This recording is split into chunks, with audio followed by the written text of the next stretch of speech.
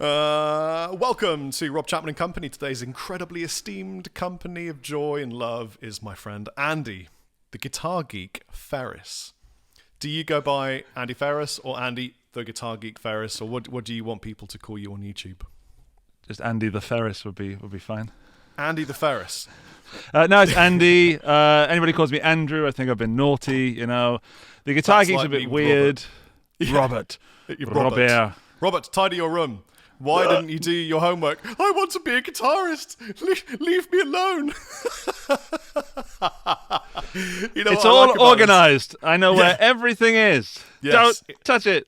It's my wardrobe where I disrobe and then I'm free of all earthly connections to anything that I needed to wear. Andy, I was thinking, you know what I like about this podcast, Malarkey? What's that, Rob? We can talk about anything we want to talk about, and it's completely fine because this will get 1,000 views, and we can just talk about everything, you know, all the naughty, dirty, nasty things, and all the fun stuff, and it's refreshing. Firstly, I'm excited. That's the only reason I actually accepted your invitation. Sorry, when you begged me to be on this podcast, and I said, "Whoa, Rob, calm down. Hold back the tears. Stop crying, Rob. I'll do it. Stop crying. Put yourself together."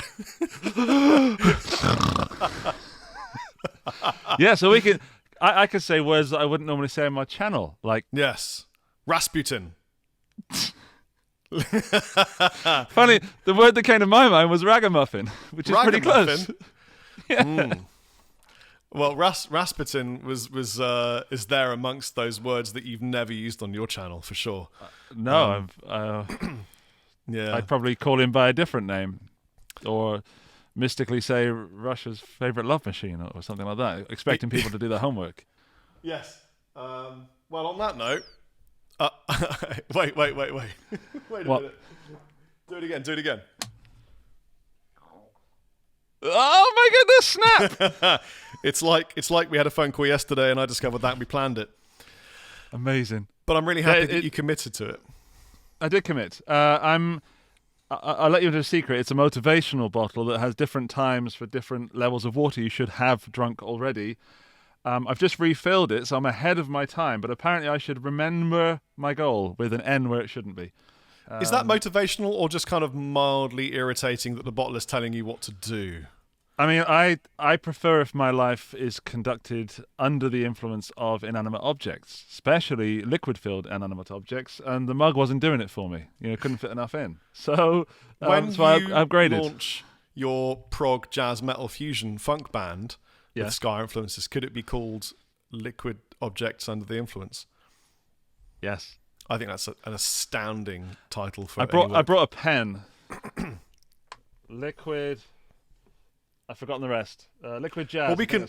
But the beauty of this being a podcast is that we can listen back to it later on, and we'll be a strong percentage of the views, and we'll know what it was that we said. Can I just say hello to my mum and the other person? Do it. Yeah. Hello, Mum, and the other person that's watching this. Hello, Andy's mum. See you soon.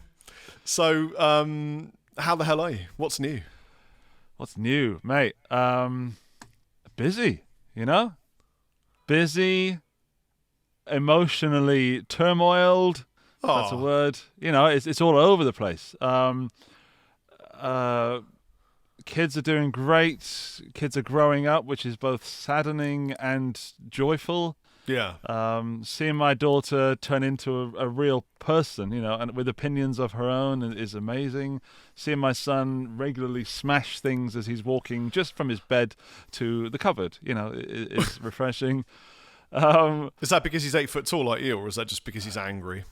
He's not angry. He's just clumsy like me. I never thought you were clumsy. Here's why. Because I can see slightly in the future, you see. Oh. I have to control myself because I go, oh, there's a person there. I probably shouldn't flail my arm out like that, you know? And that happens occasionally. And I Did you know try that, and direct it. You said that you see slightly in the future, but actually the truth is the opposite, that human beings, or anything with an eye, actually senses everything in our entire life slightly in the past, because there is a time differential between the light hitting our eyes or the sound hitting our ears being translated into a chemical electrical field, projected into our brain, and then calculated as to the best fit possibility of what it could be before we come up with any kind of conscious understanding of what we're witnessing. There's a finite difference in time. So actually, we perpetually live in the past. And isn't that a good thing? Because we then have to accept everything that's happening because it has already happened. And there's no way we can control something that's already happened because we're experiencing it in the past. If I could sort of summarize what you said there, Rob, in the words of Rafiki from The Lion King, it's in the past. It doesn't matter anymore. So let's talk about you, baby. Yeah. Andy FERRIS. Andy and I first got hooked up at the wondrous German musical establishment, Thomann. And Thomann. In a world where music industry needed sales, Thomann. We, for our sins, were flung together. You're a British guy, you're a British guy. You better work now together. Kiss! Now kiss. Keep kissing. Fondle his curly hair. No, the other curly hair. And we had a lot of fun. We did. We are similar and yet different in as far as I think we both have the same sense of humour. For our sins, yeah. Yeah, what I liked on some of the early videos with the comments from people saying, there's a really interesting chemistry here. I'm not sure if I really like it or really don't. And I thought, that's high praise. It's an extreme emotion. That's what I want. Yeah, it's an extreme emotion of one kind. Whether it's a really good extreme emotion or a bad one, it's indifferent to me. There's an interaction going on. Now, So, lukewarm is nothing I've ever aimed for. If you, No. it's okay. It's all right. You know, you can Yeah. take it or leave it. No. No. No. Many of you will know Andy from his YouTube channel, The Guitar Geek. Is that what it's officially called, Andy? Yeah, without any spaces. So The Guitar Geek. Yeah, we've got to say it really fast. The Guitar Geek. Okay, The Guitar Geek. And that sounded like I was ordering a Korean hot pot. 안녕하세요, The Guitar Geek. 감사합니다. I've got one just here. Hang on. Have you? Oh no, it's in the other room. Sorry. So Andy is a guitar geek. He's fascinated and obsessed with the guts and the glory inside a guitar, the bits that make it work. He can fix and twiddle and tweak and does all sorts of nasty experiments. Break, yeah. And I like that, and I like Andy. So today we're talking to Andy about anything that we want to chat about, really. How is the plague where you are? Rife, but where I am right now in my studio man cave Austrian basement is where I spend all my time and could actually just be locked down here. It's fine. I'm fine, so therefore, you know, the only other person here is Bob, and Bob's okay. He's had his shots. I've not had mine yet, but there's a lot of politics here. I don't know how political you want to go, but Mate, like I said, you can talk about anything you want to talk about. I mean, you're in Austria. Austria is a beautiful place. I've been there skiing when I was a bit younger, and I loved the vibe. I love all the conspiracy theories about someone going there after an event and all that kind of thing. But tell me, what's cracking? I'm still the foreigner. You know, I have friends here. I have children here. My girlfriend is Austrian. I've been here for 10 years almost. In July, it'll be 10 years.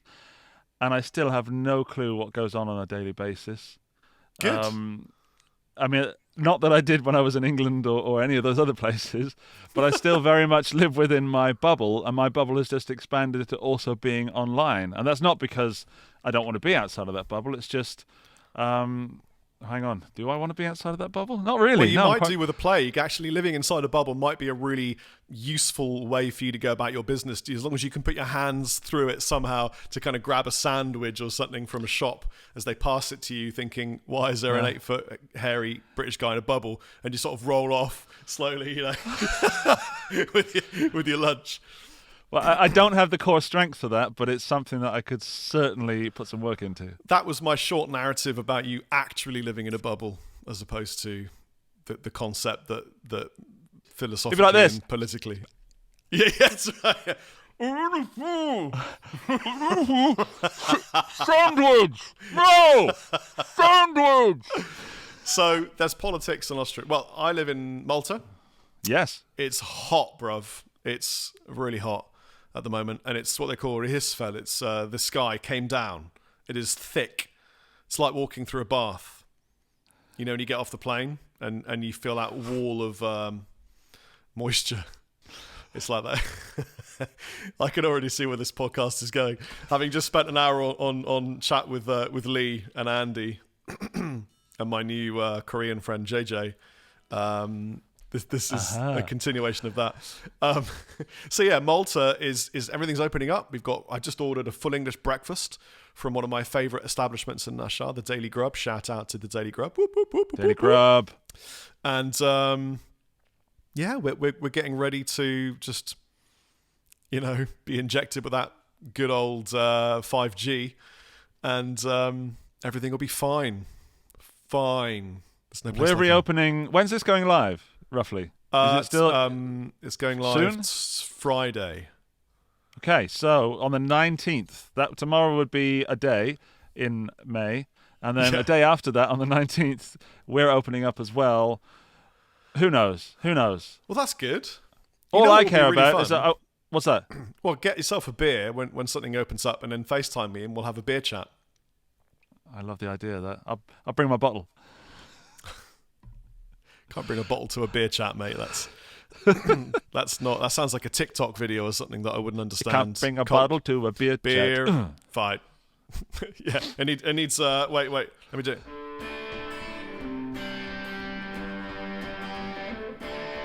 Can bring a bottle to a beer place.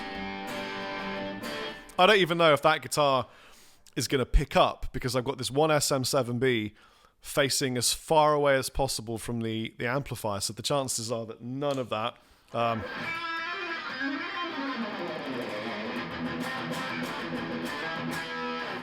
That's just a test to see what happens, because it's just fun to hold a guitar, especially when it's kind of slightly new. What's new in your life, Andy Ferris? It's a good question, Rob. We talked. Did you see how I slid in your DMs with that one? I mentioned the bottle, right? Okay. Yeah. That's all I was bringing, really. You got any new gear to geek over? Yes. Oh my goodness, Rob. Thank you for starting that. I got an acoustic guitar from a company called Atkin Guitars from Kent. Nice. And it is insane. It is like to go backwards on that, I went to Klangfarbe in Vienna, a music shop that is the biggest shop in it's the biggest lingerie section in Ireland, I believe. Do they make the biggest... Do they make glockenspiel? They don't make them, but they do. Just based sell on the name, them. it sounded like they would do. Klangfarbe means the color. Klangfarbe. Klangfarbe. Yeah, I get it. Sorry. The color of sound, or the sound of color. Timbre, as we would call it in our like a Terry Pratchett book. Yeah. The magic of color. No, I went there and I played one. Just as you do, as I was sitting there, and it was unbelievably the best acoustic guitar I'd ever picked up in my life. It just, to go geeky for a moment, had the note separation, this deep round bottom end, yet those sparkling highs that one comes to expect. And I just DM'd the guy, Alistair, on Instagram and said, "Dude, you've nailed it. Let's do something." So then he sent me one after some chats. He's a really cool guy. Lots of speculative business moves. He sent me this guitar for a while. I'm going to do some stuff with it. This one that he sent me is even better than the one I played in Klangfarbe. Nice. And it has note separation. It does. I have that on my guitar. We call them strings. So each string is a different note, and then that means as you're playing it, they're separated by being on a different string. Do you do most of the marketing for Chapman Guitars, or just Yeah, some of it? I technically I'm the marketing director for Chapman Guitars, which is why we're doomed. We're just doomed. Although business is really good. We seem to have not just survived, but kind of thrived. And we've had so much struggle with COVID in the factories, the manufacturing, and it's taken time to get things turned around. But the really cool thing is that I know what's coming out over the next sort of 6 months, and it's really cool and exciting. And what I get most excited about, Andy the Guitar Geek, is new guitars. I can't help myself. I bought one recently. I bought What did you get?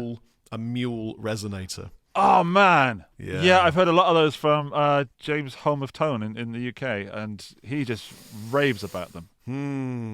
Yeah, because I'm a Tyler Bryant and a Shakedown fan, and Who isn't? I found Tyler Bryant through Larkin Poe, because he is with one of the ladies from Larkin Poe, who are also phenomenal.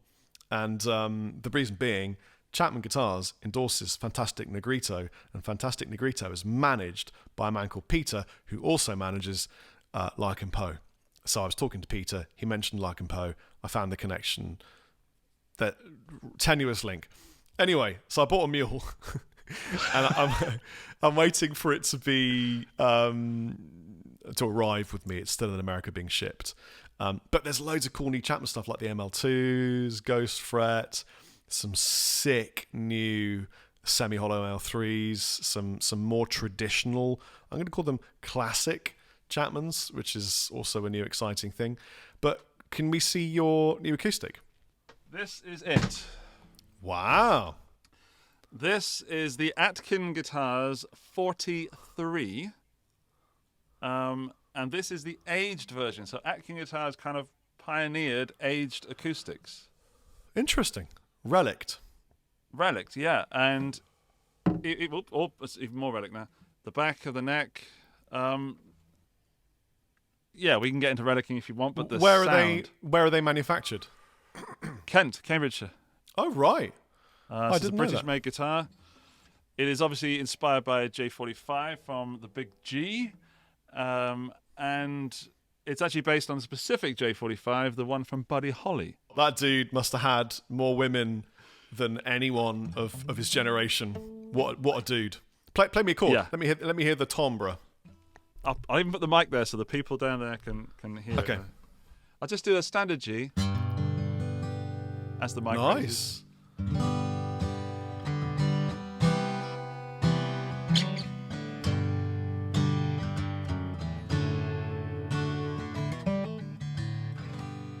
Wow.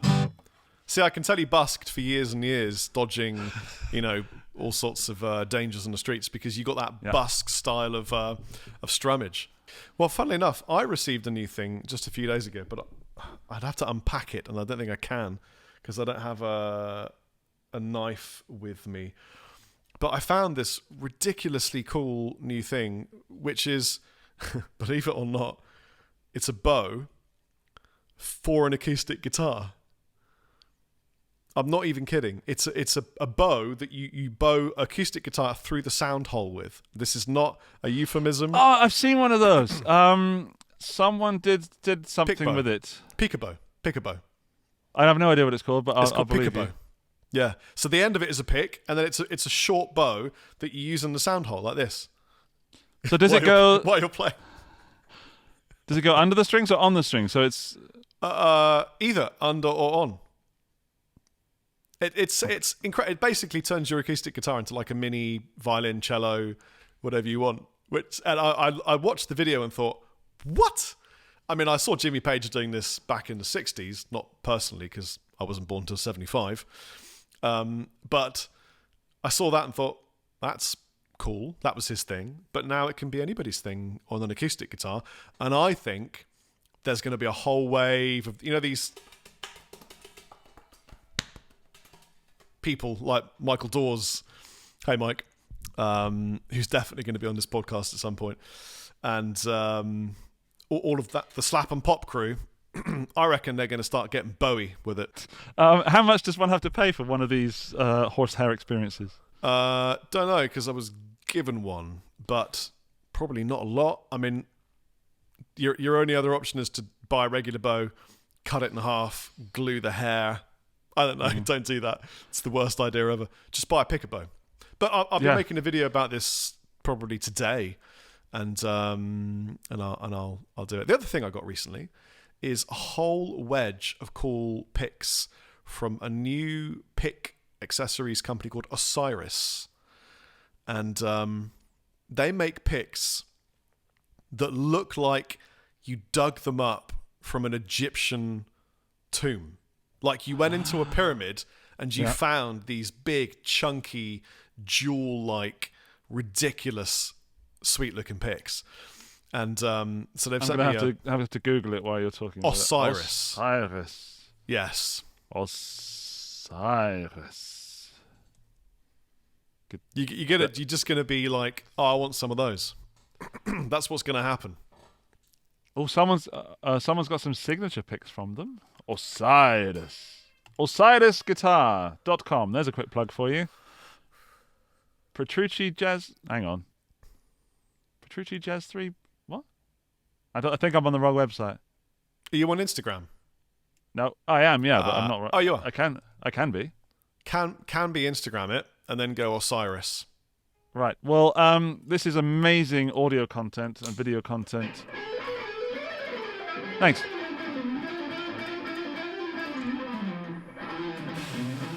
Ooh! I told you. Damn, son. They look good, huh?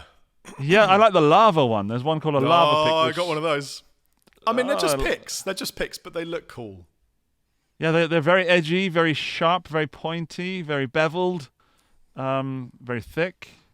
Lots of different kinds of materials. All different words. It's one of those things where, I mean, when I was a kid, you bought a pick for 25, 50p, and you were like, thanks, governor. I'll lose that in 3 seconds, and then I'll come back and buy another one so I can look at the guitars.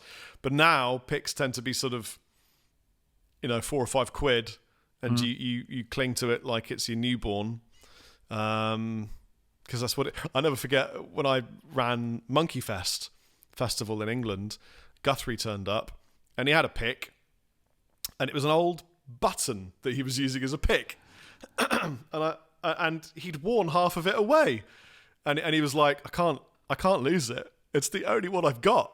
If I lose it, I'm completely fucked. And I was like, well, what are you going to do? And he went, well, I'm not going to lose it.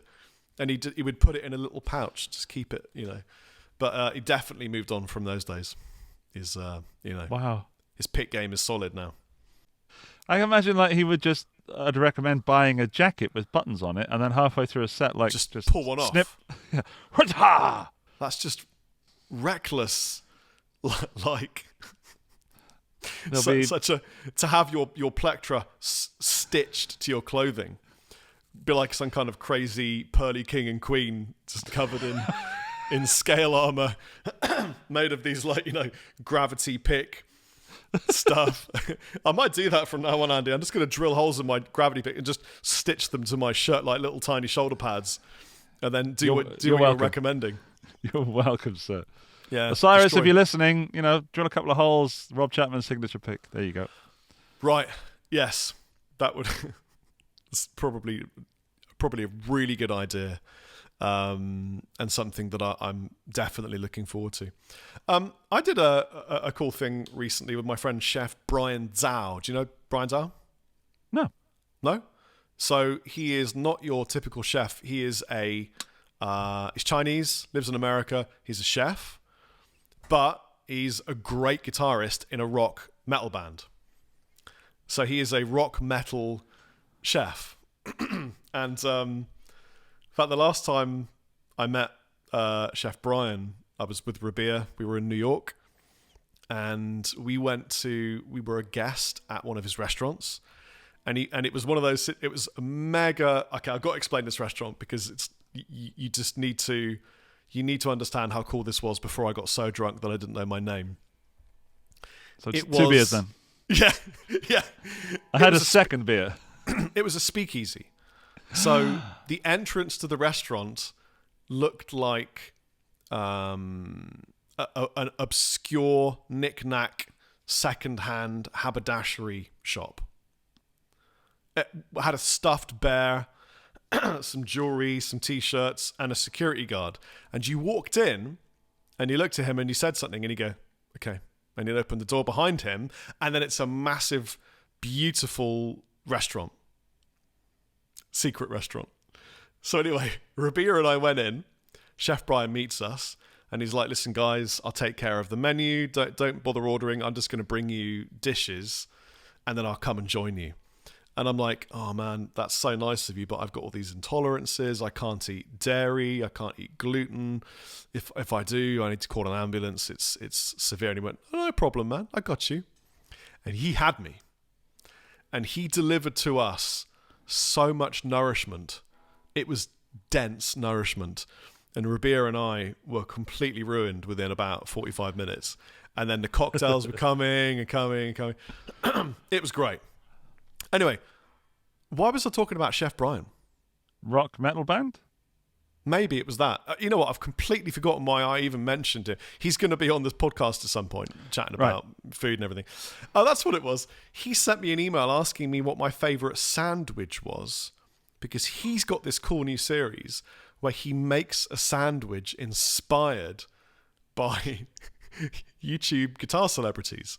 I thought, what an incredible, like, out on a limb, as far away from normality concept that you could come up with. Sandwiches inspired by guitar YouTube people. And I was going to ask you, Andy, what's your go-to sanger? What do you chow on? It's a very good question that no one has ever asked me before, and I'm so glad that you did, because and the world needs to know. I have several prepared answers. I always like to choose. Like, choosing something is very difficult because if I'm lazy, there is nothing wrong with a bit of peanut butter and butter on some nice bread. Oh, wait a minute. Nothing wrong, except when Rob Chapman's call goes on hold because someone else is calling him. Hi, Rob. Oh man, I'm so sorry. My manager called, and what happens with WhatsApp is if you get a call from regular land, it knocks off the WhatsApp call on my phone. I don't know why. It's okay. I was talking to my mum, when she's listening to the podcast. Oh, well, that's it's good. Fine. I'm sorry about that detour. Your sandwich. People, they need to know the answer. So you were saying, I got as far as hearing, if you're lazy, there's nothing wrong with, and I was about to say, there's definitely going to be something wrong with this. Oh, you didn't actually hear? What a cliffhanger. I didn't hear. Well,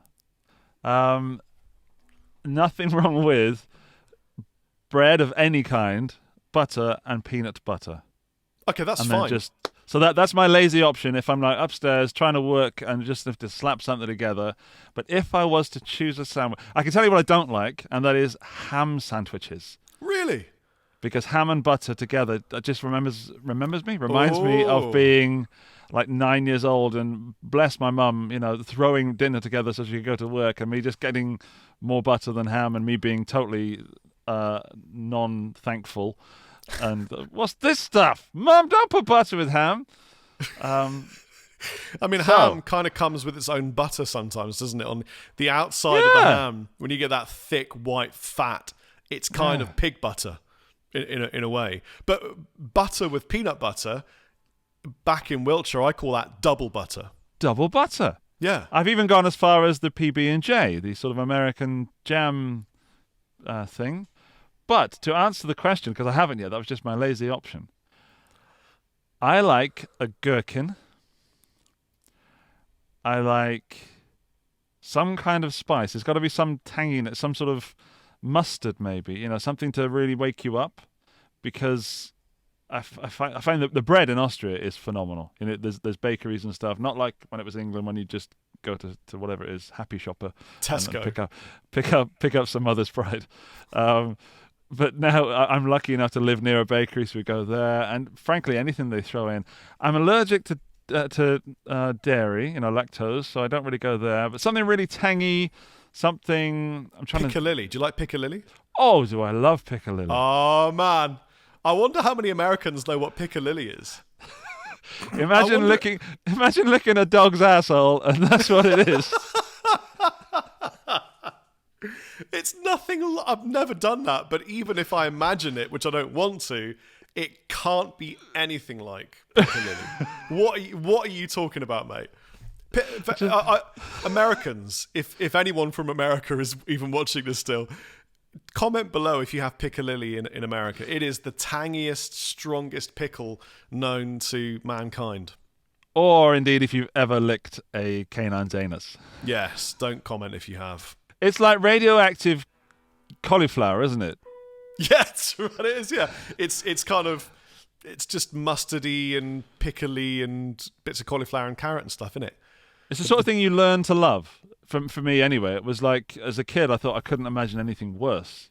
There is a scale of pickle. It starts Branston, yeah, and then it goes like chutneys. You experiment with chutneys. You get involved, and then you go piccalilli. Oh, I'm in. And then you can't. What happens is you can't go back from piccalilli. There's no way backwards. No, it's Branston is the gateway pickle. But so you like a pickle and something like a piccalilli. You just want a pickle sandwich. Have you ever tried lime pickle? Oh, hang on, no, wait. Lime pickle? Yes, I have. I'm just about to throw in crisp sandwich. Just so you know, crisp sandwich. Thank you. Thank you at the back. Thank you. Love a crisp sandwich. In fact, hang on. Any sandwich plus some crisps in there. But you want to put them in the sandwich. Yeah. It's all about the French bread. If I could ever eat that again. Cut open, then you kind of pull it open with the slightly warmed butter, and then you just empty a packet of crisps on it, a couple of pickled eggs, close it up. It's a pub sandwich. It's a pub sandwich. Okay, there you go. Yeah, I want a sandwich that you need a vice to close it. You need a workman's bench to just wind it up, close it, somehow seal the edges, and leave it sealed for a week, and put a weight on it so it compresses down, just becomes dense. Cover it in cheese, bread fry black it. Hole. When am I going to see you again? I'm trying to work out when well, that's ever going to happen. It was mentioned today by my girlfriend who decides the things that Malta is in the green zone currently. Yes. So we are very lucky to just be, fairly plague-free, so we're happy for foreigners to come over and hang. Sounds great. Then she told me she went to Malta when she was 17, which was 20-something years ago. And she had a great time, so, She absolutely would have had a great time and a lot of attention if she came to Malta as a 17-year-old Austrian lady. Yeah, she didn't mention that much. I sensed the feeling that there is a story there, but I'm yet to hear it. That's probably not a story there, Andy. Probably. It's in. Do you know here, where? Mate. Did she go to Valletta, or did she tourist it, or did she just come over with some friends and do partying and? She came over to her school for an English learning experience. So she would have had an average to fun time. I think so. Yeah, they went to school every day. She assures me. So. Yeah, it's a great place, man. I mean, there are negative parts and positive parts to living anywhere. The negative part to living in Malta probably is there's a lot of building work going on, people renovating and building all day long because it's fairly affordable still in some areas. And politics is a bit interesting sometimes. It's a little bit backdated in many regards, but then it's quite forward-thinking in other ways. But what makes Malta is the people. People are just friendly, mad, hardworking. Food is great. If you like typical Mediterranean stuff with sort of Arabic hints and that kind of vibe, then it's really fun. Take a pasta, but add spices and then put it in a pastry pie and then bake it in the oven. So it's, pasta, but baked in a pie. In fact, baking things in a pie happens a lot. They take a whole cheeseburger, pie it, and then bake it. I love that you used pie as a verb, but now I'm getting more hungriest. Get a pie. Yeah, we got to move off food because. I'm sorry, it's become too much of a. But now you're talking about it. I am, just so you know, seriously considering coming over. Would be great. And I'm not talking just as a visit either. There's a chance that I always knew that I was not going to live my life in England. I don't know how I knew that, but I always knew or had this feeling. I mean, you decide your own future, I guess, hopefully, if you have the power to do so. But I always knew that I didn't want to be there. Time to go deep. I don't know why. I have visions of myself had visions of myself in the future, and I wasn't there. I thought I would be in Spain. I don't know why. Probably the sun. Soleil, I believe that they call it in Spain. That's French. Yeah. I learned French and went to Spain. Idiot. Yeah, so I'm here in Austria is not a surprise to me. But Malta sounds great. I mean, I see your Instagram pics, and I see, we chat, and I see you outside and sort of doing stuff with what looks like vineyards. Or no, there's everything here. Vineyards. I mean, you could go for a walk and just pick your own meal in about 10 minutes. There's oranges and herbs and stuff everywhere. But it would be great if you came here. I mean, if you wanted to go to Gozo, you could buy a house, like a 3-bed house for sort of, 250,000 euros. I mean, it's, probably in Austria, your property is massive though. I mean, depends on what you want from your life. Do you want the sunshine, the sea all year round pretty much, and just, relaxing? It's very relaxing, basically. Or not. I did. I mean, you've convinced me. That's a sales pitch and a half. And also, geographically, it is positioned really usefully, because within a couple of hours, EasyJet, Air Malta, you can be pretty much anywhere in Europe, continental. Right. And there's a catamaran that takes you to Sicily in 2.5 hours. Right. This. I got to pack a bag. I know we're being slightly on the edge of silly, but it's a possibility. Not that I don't like Austria at the moment, but Elke, my girlfriend, she calls herself a traveller, which is, I think, another word for a person who likes going on holiday, because she seems to like it also quite pleasant.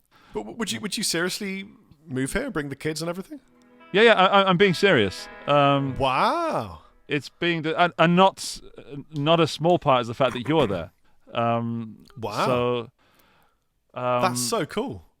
I mean, anything you need from me to assist, help with any of that, I've got your back, bro.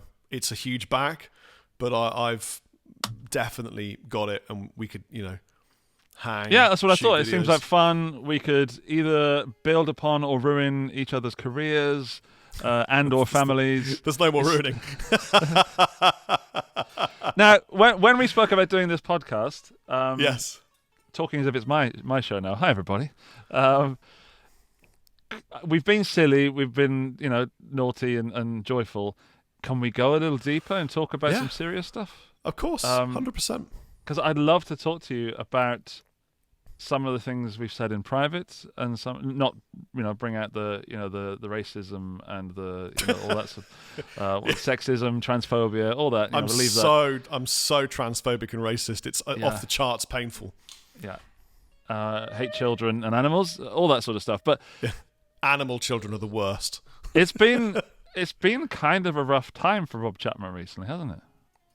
Well, when you say recently, do you mean the last 2 weeks, or do you mean the last year, or? I mean, since there was a video released on YouTube that started a whole barrage of shit that has just seemed to just ruin something for me. I was watching that, and you ruined it. I mean, listen, it's in many respects, it's been the best thing that ever happened to me, and in many respects, it's brought everything that I do to a standstill and then kind of start again. And there are elements of that I've really enjoyed, and there have been elements that have been beyond challenging. Beyond challenge. I mean, I had to take my kids out of school. We had to leave the country.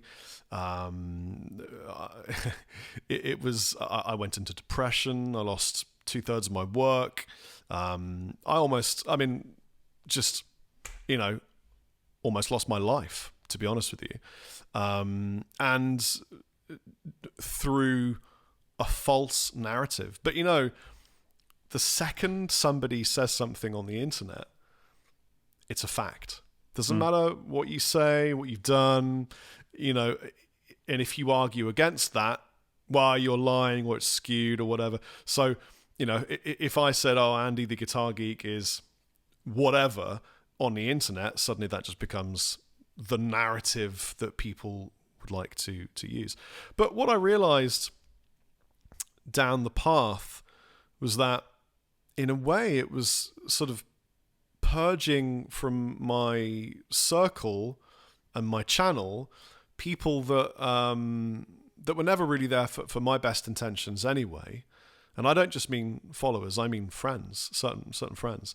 Okay. They weren't really there for friendship or for genuine reasons. They were there for other reasons. And are we talking Klingons? People. Well, I don't know what you term them, and it's not.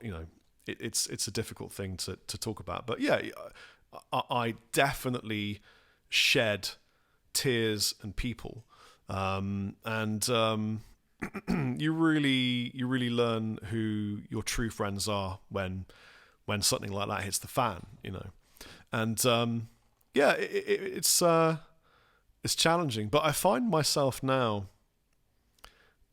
in a world where suddenly I live in a different country.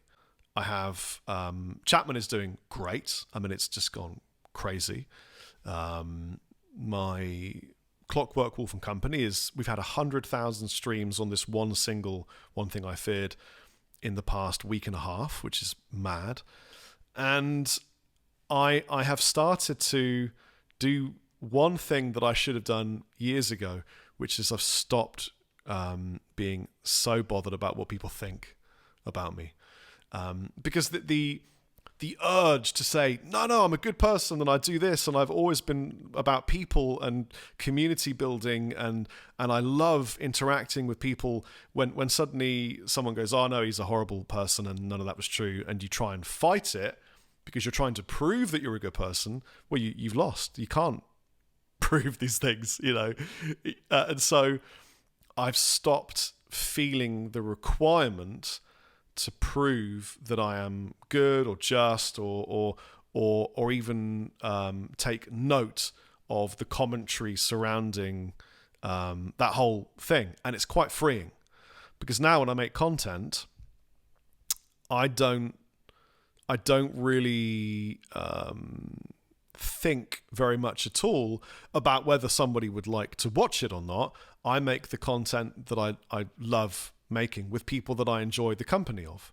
So, for example, the previous podcast was with an amazing vocalist called Dino Jalusic, sings for all sorts. He's basically one of the best rock and metal vocalists right now. He's ridiculous. It's probably had a couple of thousand views tops, but I didn't do that podcast to get 100,000 views. If I wanted to get 100,000 views, I'd do a top 10 distortion pedals. I'm just making the content. I'll probably make that later on. Yeah, write that down. But I'm making the content because I want to make the content, and I'm making it with people that I love working with because it's sustainable and enjoyable. So yeah, thank you for bringing up that difficult part of my existence.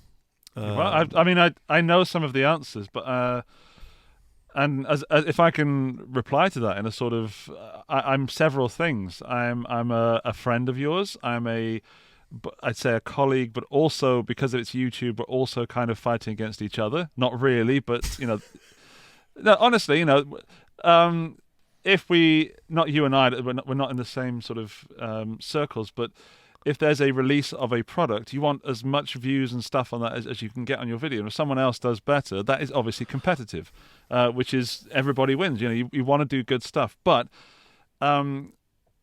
reverse. So yeah, friend, colleague, combatant, and also someone who looks up to you. And when we first met, I won't lie, Thanks, it's like, man. It's Rob Chapman, and of course, part of me says, if I hang out with Rob Chapman, more people are going to see me. Like several people more. Yeah, I have to be honest with you. I was at Thomann at the time. It's business. But that's not the kind of person I am. So, but my brain does some calculations, but then my brain says, don't be a dick. And then I just think, well, you have to do stuff that you love. And I base everything that I do on things that I love. And I can't sleep at night if I think I might have offended someone by saying something silly. That's me. So by associating myself with someone such as yourself and using that relationship, which you've kind of pointed out has happened to you, it would make me sick to my core. And then to be friends with you when you went through this part of your life was kind of I don't want to say honor, but I felt not good, but I felt like I could help, Well, you really did. I mean, yeah. I mean, some of the conversations, I was obviously, I was down and it was difficult, and you are beyond a caring and loving and nice friend, and it was, it's kind of a weird thing to talk about in public, but I really appreciated you being there, man. I dropped my pick. That's how emotional I just got. And yeah, I mean, look, this November, I would have been on YouTube for 15 years. And in 15 years, I have achieved things that are beyond my wildest expectations. And I am blessed to have been involved in everything that I have done. But the truth is, the only people who really, really know me are the people who actually have met me. Whether it's a clinic tour or gig or just in the street or hanging out at the NAMM show, whatever it is, people who've really met me know what I'm really like. People that just watch a video make up their own narrative of what they feel is the situation. And you can't change somebody's mind. You can't tell them what to think. And it's not my job to tell people what to think about me. It's my job to live my life and have fun and enjoy being a hair farming creative. And so I should have expected within 15 years at some point for people to go, wait a minute, he's been here 15 years and he's definitely, there's something fishy, he's probably a bad guy, or I don't know. Let's get him. Yeah, it's, arr. And that's fine. Doesn't matter. It's YouTube is one platform. There are plenty of others, and to be honest, I just have done what I needed to do with YouTube, and I just continue doing things I love on YouTube, and expect to get cancelled again in about 10 years, probably. It'll be good. Then I'll move to somewhere else and the moon. We'll be going to Mars by then, mate. So but something I can offer. Yeah, I can offer some advice. This might be useful because, listen, the internet is psychological warfare at best sometimes, and many of the people watching this will have put themselves out there and had critique or been accused of things or whatever.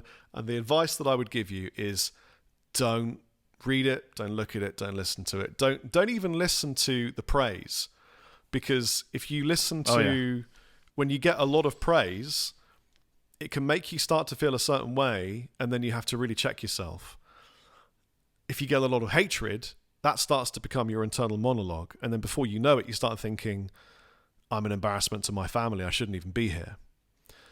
Don't listen to that, listen to you, and then you'll just be fine, And I think that's what I had to learn. Don't listen.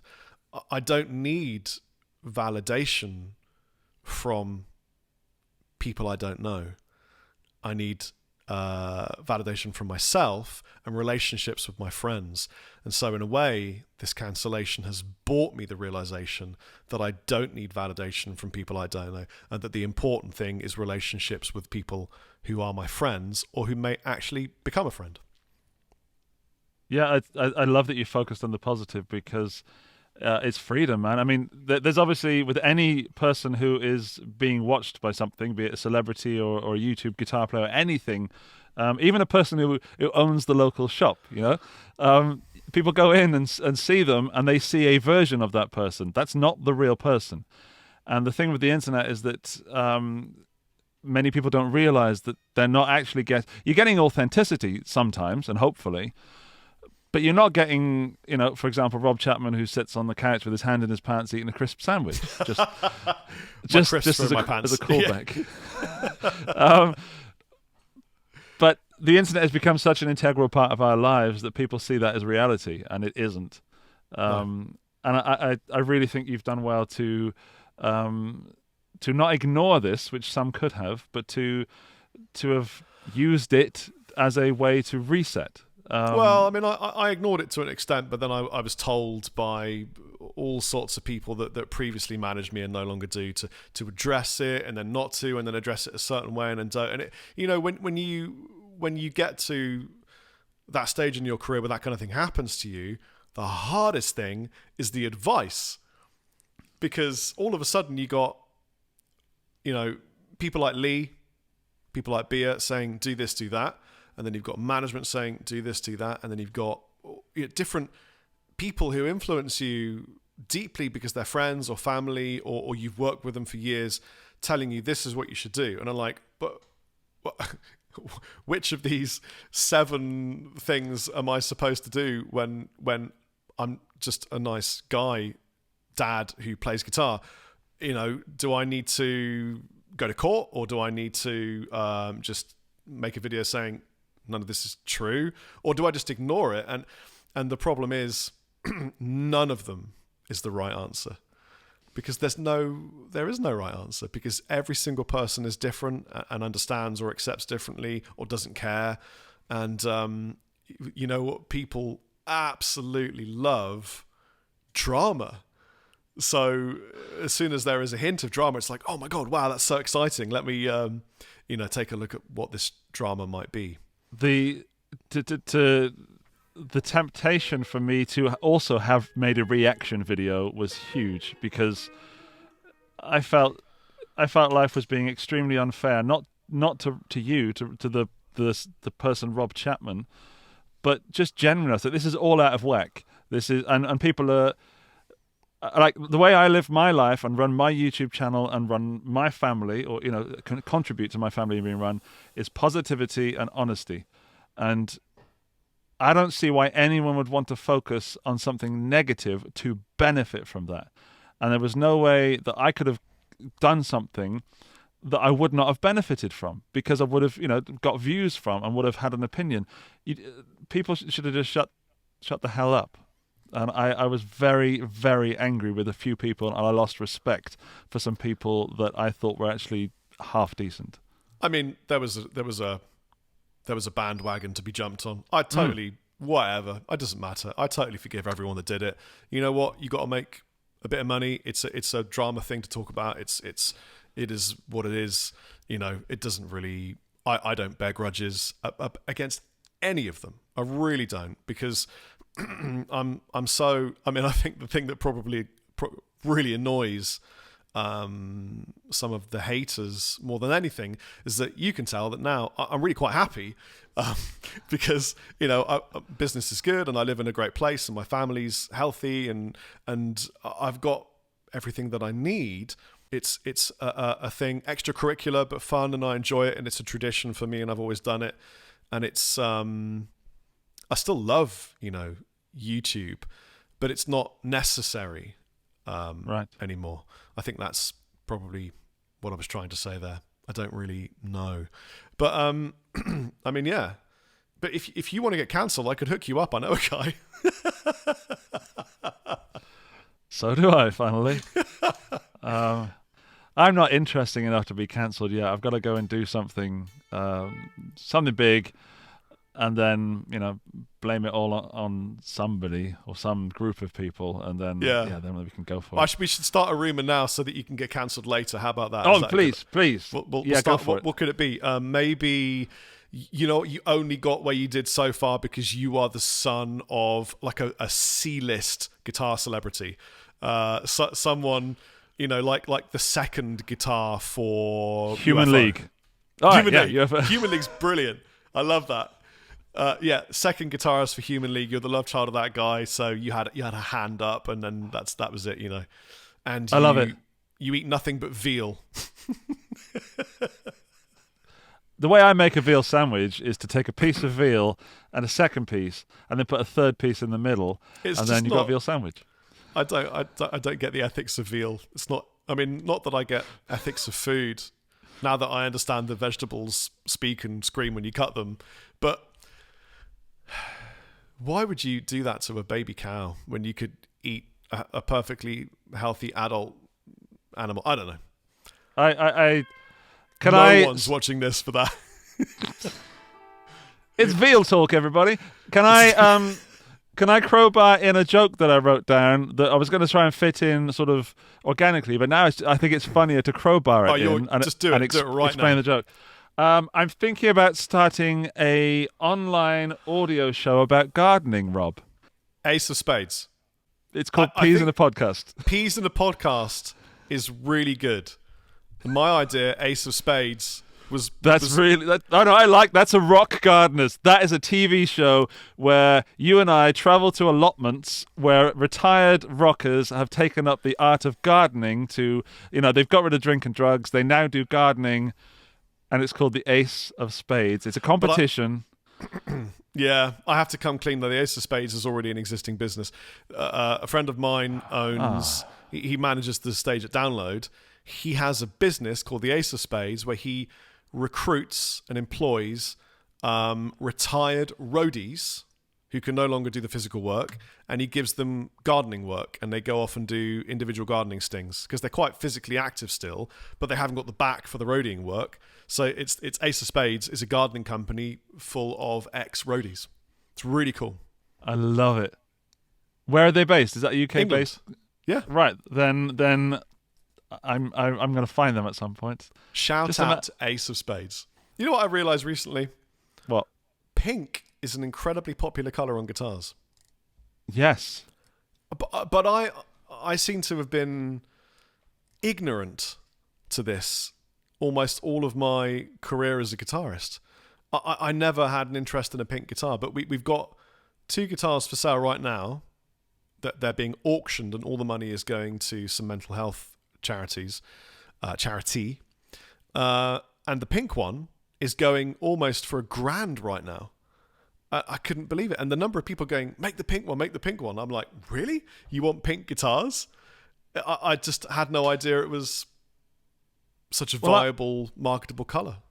I was talking to Dan from Ibanez, and he said he has this little phrase that pink gets the likes, black gets the sales. What about black pink? Black and pink together.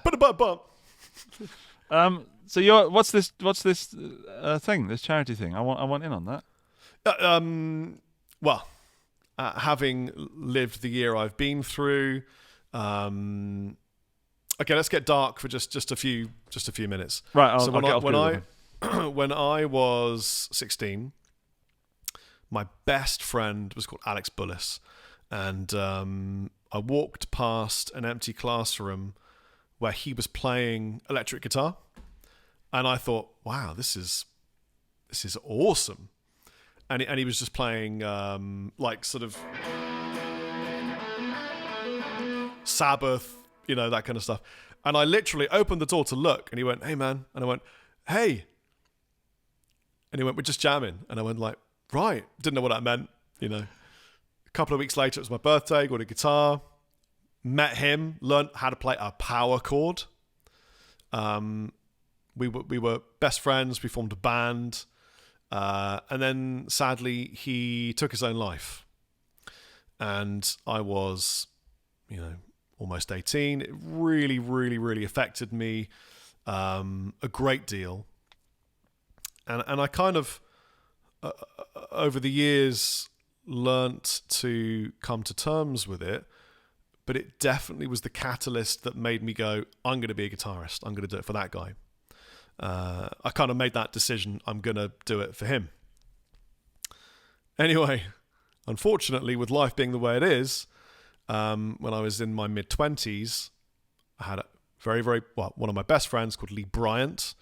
People who've been following me for my career on YouTube will know The Lee. We used to call him The Lee. He was a phenomenal blacksmith. Artistic blacksmith. He used to make pub signs, gates, boats, and he went to Guitar Institute, studied guitar, and we were doing a thing together.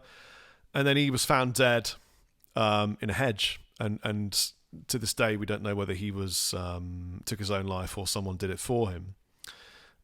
And that knocked me back again. And then, to be 100% honest, going through what I had gone through, there was a point when I was very close to feeling suicidal. And I'm a positive guy with quite a strong mind. In as far as I can see how I am feeling, kind of get a little perspective on it and go, you probably want to do this, talk to some friends and then come back. But it was the sense of feeling that my family would be embarrassed or I don't know. It was a whole load of things. I just felt like I didn't deserve to be here anymore. And thankfully, because of people like you, Lee, Rabia, my real friends and my family who really know who I am, I got out of that. And now part of what I want to do is having been through this myself and witnessed it twice with my best friends, it's important for me to raise awareness of the fact that it's okay to not feel okay sometimes. And you have to talk to people about how you feel. And so this Chapman auction is just a very small part of that. That was the dark talk of this podcast. I wonder if it's the darkest we'll get. Who knows? Probably not. Probably not. But well, yeah, do you know what? Sorry, carry on. No, that's all it was, really. I just wanted to say that there are several people in my life that I barely know. Like, we barely know each other, but you have a very strong connection with. I have a very strong connection with.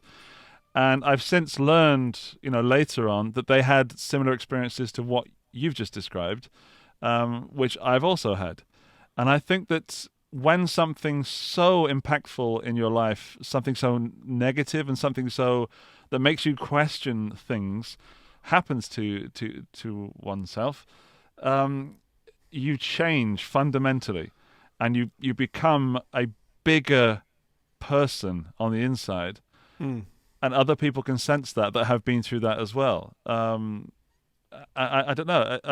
Like, very, very quickly when I first met you, I met Rob Chapman, not you. I met Rob Chapman, the YouTube guy. And very quickly, within a few minutes, I realized I was talking to a man that I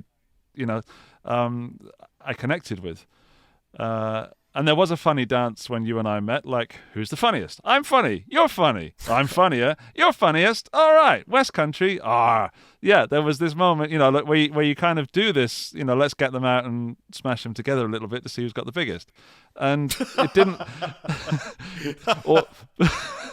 it didn't last very long. And it was, really nice to just, I get you. And you're kind of like, I get you as well. Yeah, okay.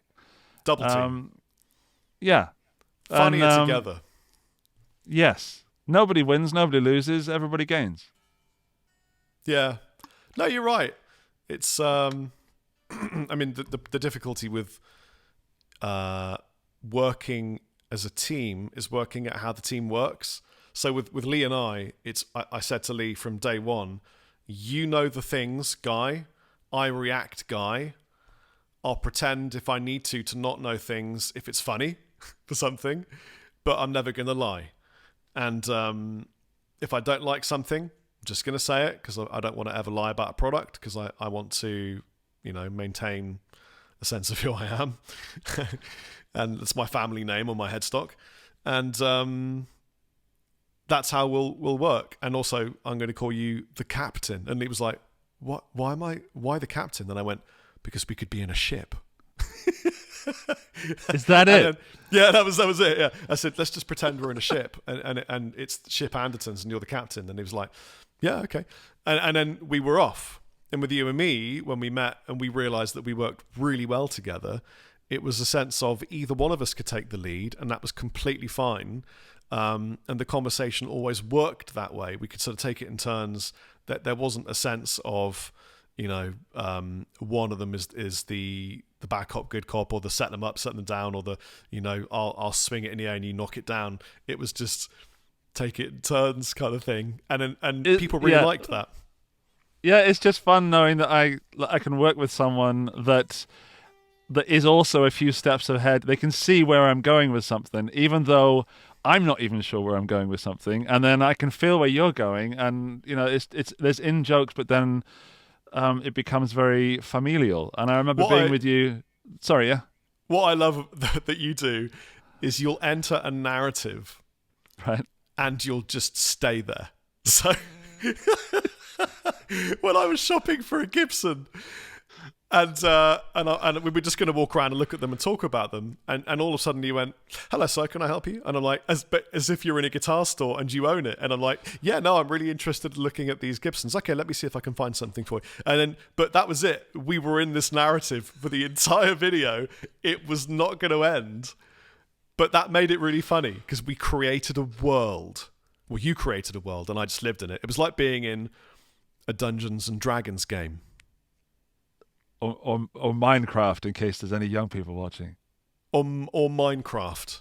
Or Roblox. I believe that's something as well. Tunnels and Trolls. Just trying to get these keywords in there in case any robot is listening. Roblox, Minecraft. Oh, yeah. Blackpink, yeah. Yeah, I mean, I love it because firstly, I love being odd. I love creating things and just being, not childish, but accessing that child creativity part of my personality. And I also love it when other people don't go there because it makes me piss myself. And also, to be fair and to be rude, I knew that you and I, being native English speakers, would be at a bigger advantage than the other people in the room that were operating cameras and stuff. I find that extra level funny, that's horrible. But they also know I wouldn't do that to someone I'd never met. But they know that even if they don't understand what the hell I'm talking about, just to point the camera somewhere near me, yeah, and then I'll come back maybe at some point. And it's just to amuse myself. It's the British, it's the Python-esque British humour thing that we share that, yes. that a lot of people don't get. And I think here's the thing: sometimes traditional Python-esque British humour can be misconstrued as a kind of arrogance or a kind of bad attitude. But British humour is so funny if you understand that they create characters that aren't them. And if you don't understand that, it looks like they're being assholes sometimes. So, and I've been in that situation 3 times in America where I said something that to an Englishman would have been very funny, but to an American who didn't understand, some of them do, but to this particular American who'd never seen Monty Python, had never understood, never watched The Office, never understood like self-deprecation, it was offensive. But then I didn't recognize that he'd been offended. Oh no. So, and that can escalate, that can really escalate. And it's lost in translation is what it is, But that's what's great about this planet. Everyone's different. And I love it when people get offended or don't, because it's something you can choose to do, And I think we shouldn't restrict our humor styles on the basis that somebody might not understand. Just be who you are, which is what you do so well. Thank you. I fully agree with you. But to kind of explain that, I've come here from being a very nervous teenager. I used to wear a watch just so I had something to look at. Oh. So, in case, like, if I had to walk from point A to point B, I would check my watch a few times just so, because I'm like, how do I walk? Okay, it's like this. And I would have to think about how I was going to get to point B. So if I check my watch halfway across the journey, it'll look kind of like a human would do. And then I just learned to embrace whatever it is this body does, and this mind that sometimes controls it. And that's been a big thing for me. Just, I think some of the things you've said today are like being honest with yourself and being able to step outside of oneself and actually observe yourself as if you're trying to help, like you're trying to help that person. If you're feeling down, like, okay, this just happened. You should be feeling shitty right now, or that's probably a bit of an overreaction. It's just a little thing. Yeah, and also you can't control things. Absolutely not. It's not possible to control people, and it shouldn't be. And that's partly what we love about working in this industry is people are unpredictable, and things magically work out sometimes, and sometimes they don't. I suppose.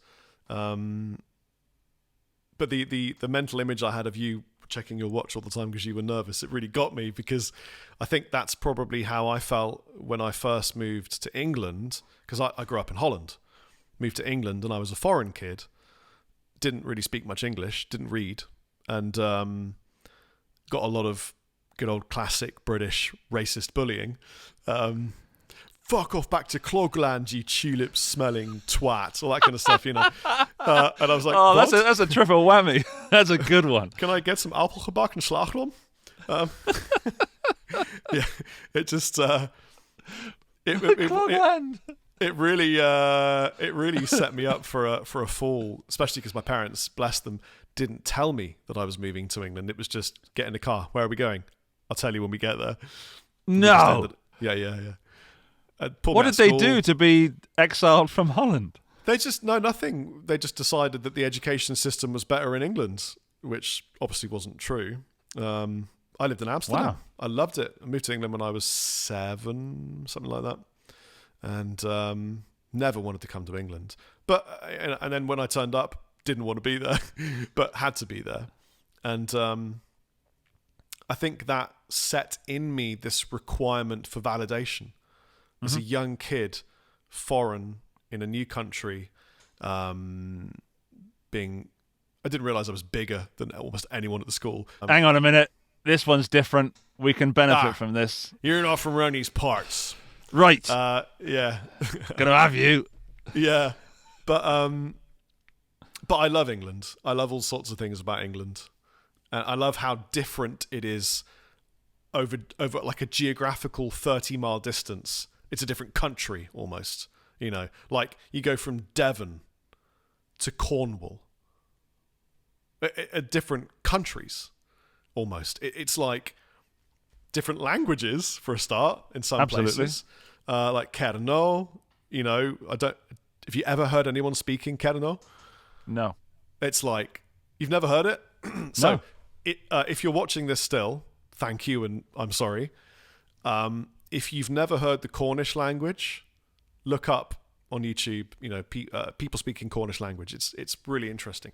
And then go look up someone speaking Gaelic or Celtic or Scots or thick Mancunian or, proper woolly back, just like Manc, Scouse. These are all so diverse. Just from one town in Wiltshire in the southwest of England, if you were to travel 30 miles, you would barely understand the person talking to you. It's incredible. If they're thick, I met some people in places in Wiltshire, and I'd lived in Wiltshire for solid 15 years. Didn't understand what they were saying, and I had a Wiltshire accent, and I knew, thame, thar, that kind of thing, but I didn't, Vican. Well, I come from, in case anybody's still watching and or listening to this, I come from the place that's in Hot Fuzz, which in Hot Fuzz is is a fictitious town. It doesn't exist, but the accent, the way of living, the look is where I'm from. Gloucestershire, the Forest of Dean, not too far, just over from where Rob's from. So we're pretty close, but as Rob's just explained, we're also pretty different. And where I come from is 12 miles from the Welsh border, and I can walk to somewhere where they fucking hate me.